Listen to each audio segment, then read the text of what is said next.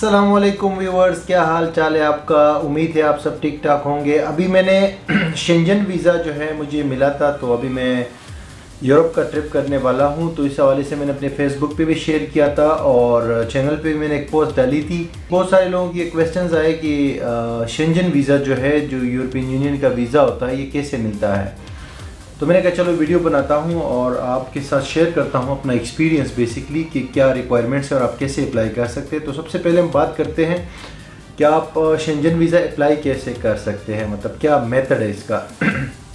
देखो, Shenzhen area जो है एक कंबाइन एरिया है 26 मुल्कों का, 26 कंट्रीज जो है उनका जो है एग्रीमेंट हुआ है। तो एक कॉमन एरिया उन्होंने बॉर्डरलेस एरिया बना दिया है कि 26 मुल्कों के अंदर जो है इंटरनल बॉर्डर्स नहीं होगी, यानी अंदर जब एक दूसरी कंट्री में आप जाएंगे तो वहाँ पे बॉर्डर नहीं होगा, बगैर बॉर्डर के आप ट्रेवल कर सकते हैं। तो इसीलिए ये 26 कंट्रीज जो है अहल है, यानी ये 26 कंट्री आपको वीज़ा दे सकते हैं शेंजन वीज़ा। इस 26 में से किसी भी कंट्री से आप वीज़ा ले सकते हैं। इसके सारे नाम तो मैं नहीं लूँगा, आपको स्क्रीन पर नज़र आ रहे होंगे। ये सारी 26 कंट्रीज़ है शेंजन एरिया के अंदर। इसमें जैसे स्विट्ज़रलैंड है, जर्मनी है, फ्रांस है, स्पेन है, इटली है, ग्रीस है, मतलब 26 कंट्रीज़ हैं। तो इनमें से कोई भी आपको शेंजन वीज़ा जो है वो इशू कर सकता है। जब शेंजन वीज़ा आपको मिल जाए तो फिर इसके ऊपर आप ये 26 की 26 विज़िट कर सकते हैं। तो आपको कौन सा कंट्री सेलेक्ट करना चाहिए। जो रूल है और जो रेगुलेशंस है उस हिसाब से वो ये कहते हैं कि आप जिस कंट्री में आपका स्टे ज़्यादा है उसका ये वीज़ा पे अप्लाई करें। मिसाल के तौर पे अगर आप 4 कंट्रीज जाना चाहते हैं या 3 कंट्रीज जाना चाहते हैं, इटली, स्विट्ज़रलैंड और जर्मनी, तो आपका अगर 15 दिन का टूर है जिसमें से 7 दिन जो है इटली में है और बाकी 4 दिन जर्मनी और स्विट्ज़रलैंड में है, तो आपको इटली में जो है वो अप्लाई करना चाहिए। और अगर आप इक्वल डेज है सब जगह पे, तो फिर वो जहाँ पे आप पहले उतरेंगे तो उस कि एमबीसी में अप्लाई करें। तो ये एक जनरल सा रूल है कि आप उस कंट्री को सेलेक्ट करें, ठीक है। जब कंट्री आपने सेलेक्ट कर ली कि इस कंट्री का अप्लाई करना है, तो वो गूगल में आप सिंपली लिखें कि जैसे मिसाल के नेदरलैंड वीज़ा इन पाकिस्तान या इटली वीज़ा इन पाकिस्तान, तो आपके सामने वो जेरीज की वेबसाइट आ जाएगी। तो वहाँ पे पूरी डिटेल्स लिखी हुई होती है कि क्या किस स्टेप बाय स्टेप कैसे आपने अप्लाई करना है।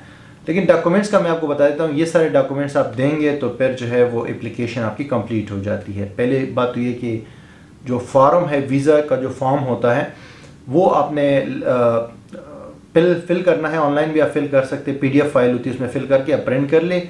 2 पिक्चर चाहिए, वो भी आप जब फोटोग्राफर जो फोटो स्टूडियो वाला होगा उसको बताया कि शेंजन वीज़ा के लिए पिक्चर चाहिए। उसके बाद जो है 2 तस्वीरें हो गई, आपके पासपोर्ट और पासपोर्ट के अंदर पुराने जितने भी, अगर आपके पास और भी पासपोर्ट है तो वो पासपोर्ट भी साथ लगाए। और जितनी भी पेजेस यूज़ हुए हैं ना, स्टैम्प्स और वीज़ा वगैरह जो है, उन सब की फोटोकॉपीज़ कर ले, ठीक है जी।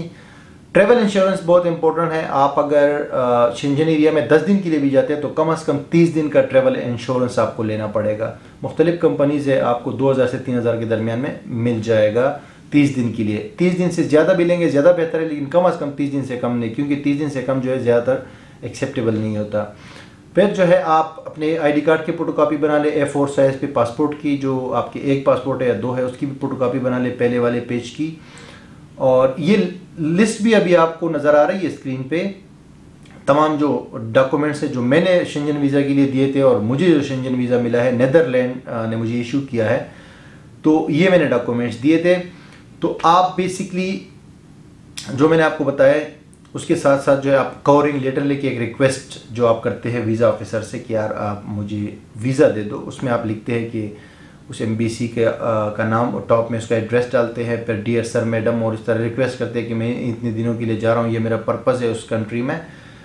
तो पर्पज़ पे मैं बाद में आता हूँ, लेकिन मैं अभी एक सिंपल डॉक्यूमेंटेशन आपको बता रहा हूँ। तो एक कवरिंग लेटर, एक एम्प्लॉयमेंट लेटर आपको देना पड़ेगा। अगर आप कहीं पे जॉब कर रहे तो वहाँ से एम्प्लॉयमेंट वेरिफिकेशन लेटर वहाँ से आपको लेना पड़ेगा। उसमें ये मेंशन होना चाहिए कि आप वहाँ पे इतने अरसे से काम कर रहे हो और ये आपका पासपोर्ट नंबर है और आपकी डिजिग्नेशन क्या है और आपकी सैलरी क्या है, और वहाँ की स्टैंप लगी होनी चाहिए और जो आपका मैनेजर होगा उसकी साइन होनी चाहिए। फिर एक आप लीव लेटर भी वही से ले ले, जॉब वेरिफिकेशन लेटर की तरह एक लीव लेटर होता है जिसमें लिखा होता है कि इतने दिन की आपको छुट्टी मिल गई है, वो डेट्स मेंशन करे जो आप ट्रैवल कर रहे हैं, तो उतने आपको वो दिन जो है पर मेंशन होनी चाहिए। फिर आप अपना बैंक स्टेटमेंट आपको देना पड़ेगा 6 महीने का, और 3 जो है सैलरी स्लिप्स लाजमी आप दे अपने एम्प्लॉयमेंट जो आपका डिपार्टमेंट है वहाँ से 3 पिछले 3 महीने की सैलरी स्लिप्स भी आप दे दें, ठीक है। और उसके अलावा अगर आप बिज़नेस करते हैं तो फिर अपना NTN और टैक्स रिटर्न्स और आपकी जो रजिस्ट्रेशन है बिज़नेस की वो आप दे दें अगर आप बिज़नेस या सेल्फ एम्प्लॉयड हैं।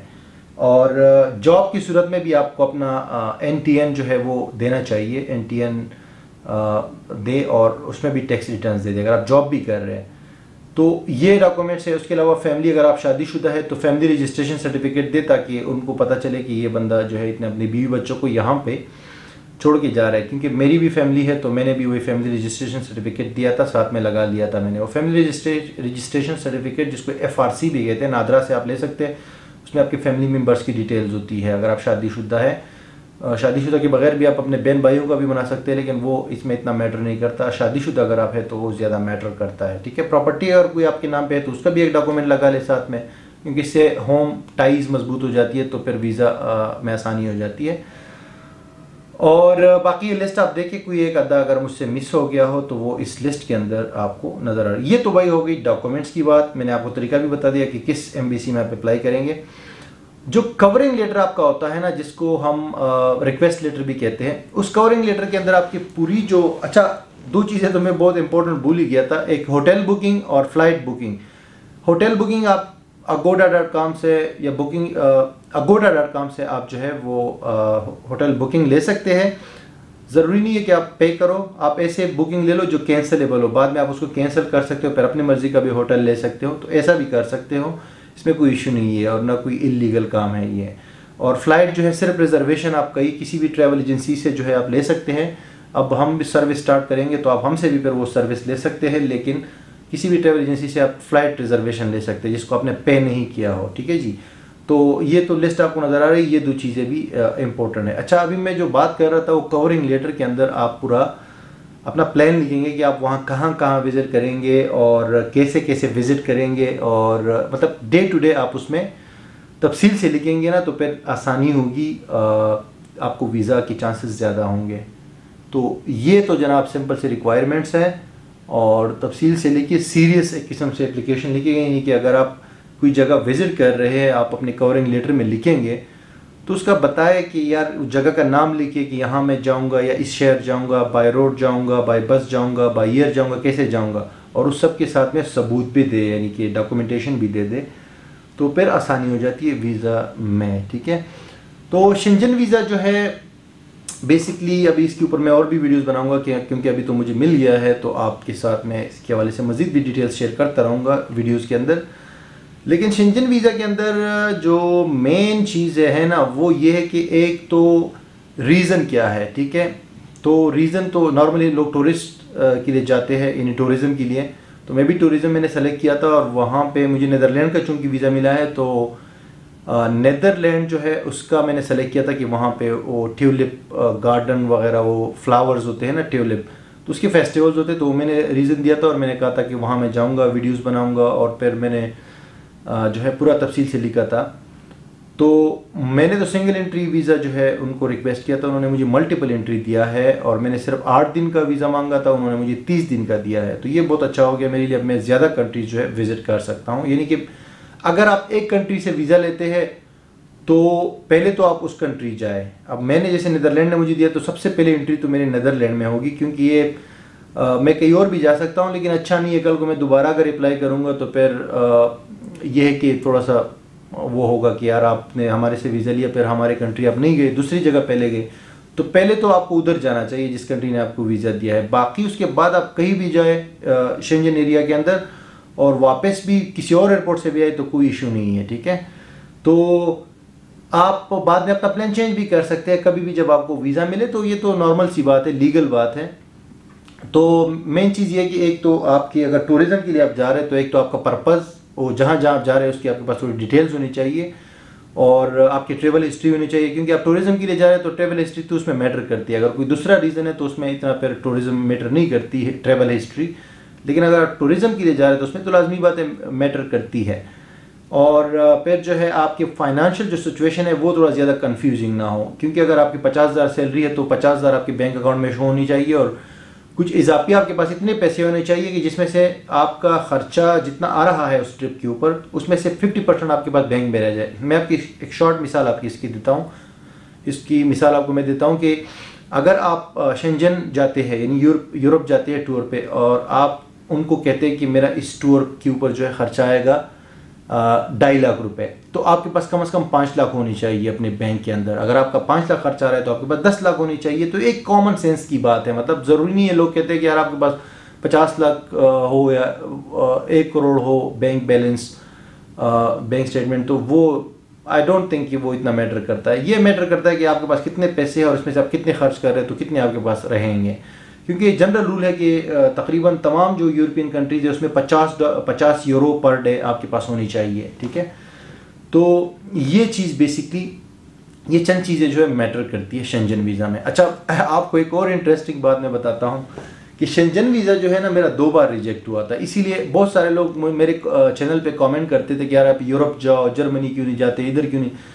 तो बात ये थी कि मेरा 2 बार रिजेक्ट हुआ था। 2017 में मैंने अप्लाई किया था इटली का और उन्होंने मुझे रिजेक्ट कर दिया था। इंटरव्यू में मुझे बुलाया था और वहाँ पे जो पर्पस पूछा कि आप किस पर्पस के लिए जा रहे हो, तो मैंने कहा मैं रूम जाऊँगा, इधर जाऊँगा, उधर जाऊँगा। तो रूम में उन्होंने मुझसे पूछा कि यार रूम में किस किस जगह जाओगे, वो नाम मैंने जो है जहन में नहीं थे, तो उस चीज़ पे मुझे उन्होंने कंफ्यूज कर दिया। तो वो मेरा वीज़ा रिजेक्ट हुआ था 2017 में। 18 में फिर मैंने जो है 2018 में इटली का अप्लाई किया और फिर रिजेक्ट हुआ। लेकिन मैंने बोला भाई ये वीज़ा तो लेना है जो भी हो। तो अभी उसकी 4 महीने बाद अभी फरवरी में दोबारा मैंने अप्लाई किया है, तो वीज़ा मेरा जो है नीदरलैंड की उसने इशू कर दिया है, ठीक है जी। तो मेरे भाई दैट्स इट। आपके पास रीज़न स्ट्रांग होना चाहिए, आपके होम टाइज हो, आपकी ट्रैवल हिस्ट्री भी हो अगर आप टूरिज्म के लिए जा रहे हो, और बैंक बैलेंस भी, और सारी चीज़ें थोड़ा क्लियर हो, मतलब क्लियर प्लान हो, तो फिर ये चीज़ें हो जाती है। तो 2 बार मेरा रिजेक्ट हुआ था, अभी 3rd टाइम मुझे मिल गया है। तो अभी मैं जाऊँगा, ये कोशिश करूँगा कि ज़्यादा से ज़्यादा कंट्रीज़ जाऊँ, जर्मनी, फ्रांस और जो है आपका स्पेन और इटली और ग्रीस, चेक रिपब्लिक, नॉर्वे वगैरह सब जगह मैं जाऊँगा। तो आप हमारे बहुत सारे चैनल के सब्सक्राइबर भी वहाँ से हैं, तो उनसे भी मुलाकात होगी। और इस हवाले से कोई आपका क्वेश्चन हो तो वो भी आप पूछ सकते हैं। और इसके ऊपर मैंने आर्टिकल भी डिस्क्रिप्शन में देके आप इस वीडियो के वहाँ पे मैंने आर्टिकल लिखा हुआ है अपनी वेबसाइट में, वहाँ पे आप जाएं और आप रीड करें पूरे वो डॉक्यूमेंट की लिस्ट और बाकी भी जो टिप्स है वो इस हवाले से, ठीक है।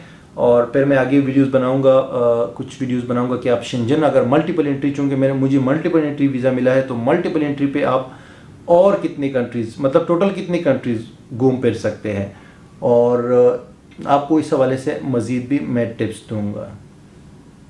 थैंक यू फॉर वॉचिंग, और मैं आपसे मिलता हूँ अगली वीडियो में।